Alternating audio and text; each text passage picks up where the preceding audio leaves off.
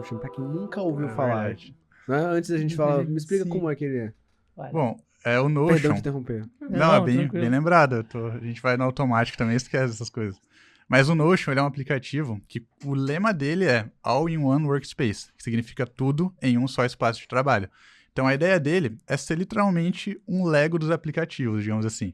Você vai ter as peças ali para criar tabelas, peças para criar textos, para mudar de cor, fazer várias ferramentas, né, que lá eles chamam de blocos.